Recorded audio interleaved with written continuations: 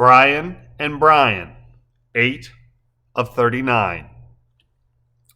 Joe herded Brian back up the access road to Paseo de la Marina, returning the wave of the FEMSA delivery driver who laughed as he waved and waited to turn right. Buenos dias, the delivery driver declared, still waving and laughing at Joe's silly waddle.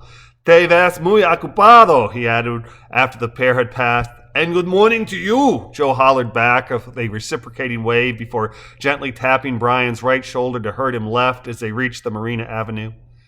Dog-trotting very slowly and with exaggerated movements to keep pace with the sun as they raced toward the hotel, they reached the northward sweeping curve where Avenue Paseo de la Marina transitioned to Calle Albatros.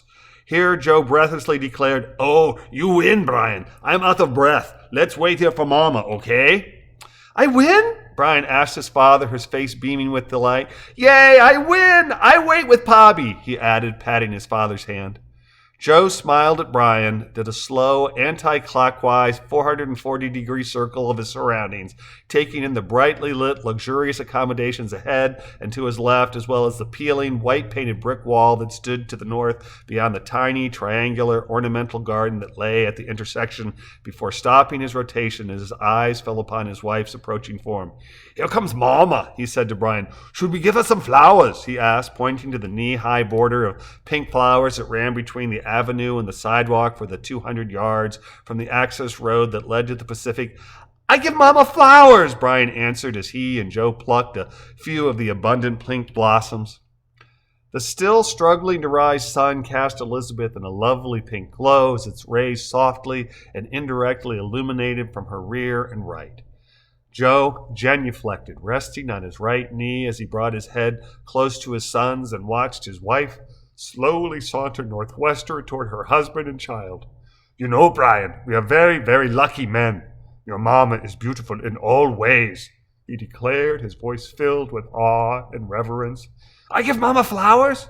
"Yes, we give Mama flowers now," Joe confirmed, standing, plucking Brian from the ground, holding him in his left arm, running to his wife, whom he grabbed with his right and spun in a half circle before hugging them both close and declaring, "Brian has a gift for you." "You do?" Beth exclaimed. "For me? What is it?" "I have flowers," he declared, wiggling his arms free from beneath Joe's grasp and holding a small bouquet of flores rosadas out to his mother. "Oh my," Beth said, bending down, pushing her nose into the small bundle, inhaling, declaring, "Heavenly," before pushing her nose into Brian's belly, twitching her head back and forth to tickle her son, and repeating her exclamation. "Thank you both for my flowers." "You are infinitely welcome," Joe said, kissing her as their son giggled. "I think I will pluck a few as we go and create a beautiful pink floral crown for you to wear." "I get flowers to wear?" Brian asked. "But of course," Joe said, bowing slightly at the waist. "In fact, I will harvest enough for the three of us," he added, placing his son on the ground. "You two go ahead," he added. "Leticia is guarding our luggage. Why don't you go up to the room and get ready for breakfast, and I will be up as soon as I have gathered flores para la vela." "Te amo mucho, mi alma," Beth said, her face beaming. "Come, little one," she added, taking Brian from her husband's arms, placing him on the ground and taking his hand. "Tengo hambre."